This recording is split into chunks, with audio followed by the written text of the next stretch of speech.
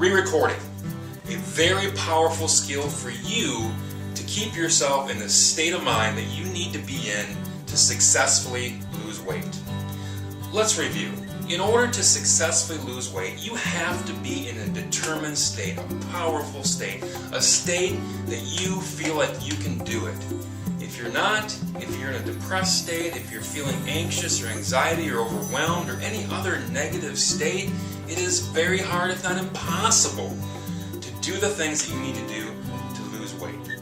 So having some tools that you can use to direct your thoughts that create your feelings, and from those feelings create the actions in your life, and the actions in your life, of course, create the outcomes in your life, and that's what we're trying to change.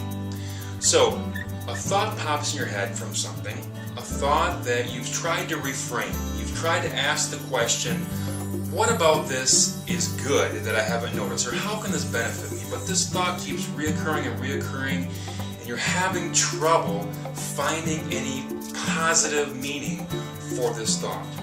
The next tool that you can use, and that you should use, is re-recording.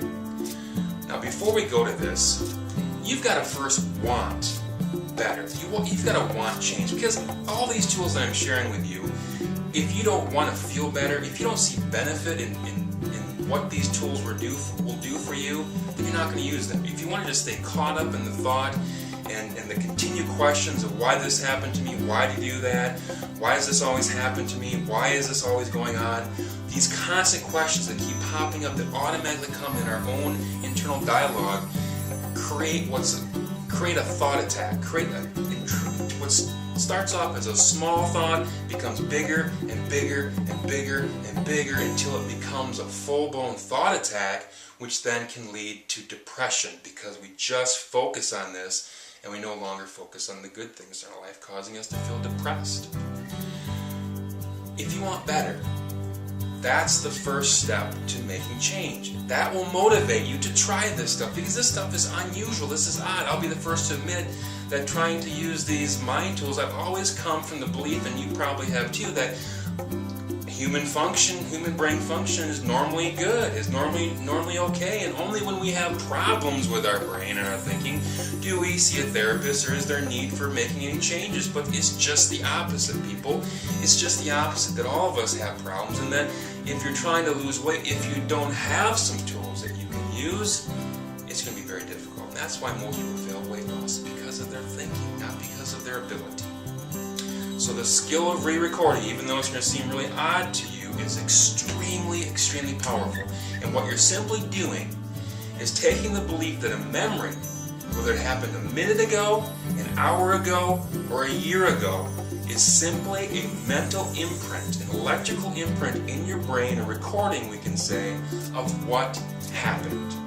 Now, as time goes by, that recording becomes weaker and weaker. So we're more concerned with the immediate things that occur to us. The things we're seeing immediately, the thoughts and the vision that we keep seeing of this negative thing happening, or this person saying this to us, or this thing happening to us over and over again in our head, and we keep searching for meaning, and it becomes harder and harder. And we have to stop it before it gets too big.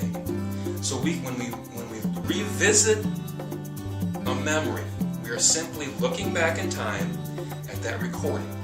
And when you do that, you can add things to it.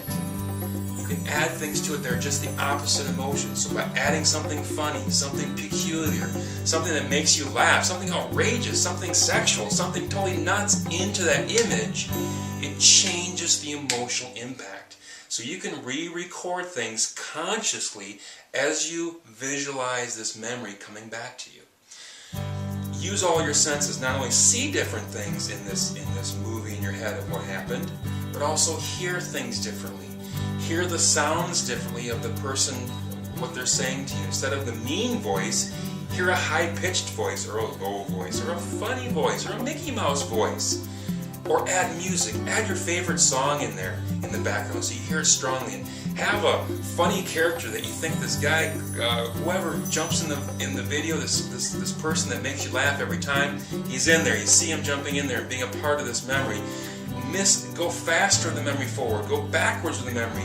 Take the memory and put it on a video screen in front of you and shrink that video down to just a little tiny 7-inch video, and then take it like you're walking backwards and you can barely see it as you're going through this image in your mind, and then let it disappear. Practice this, as silly as this may seem.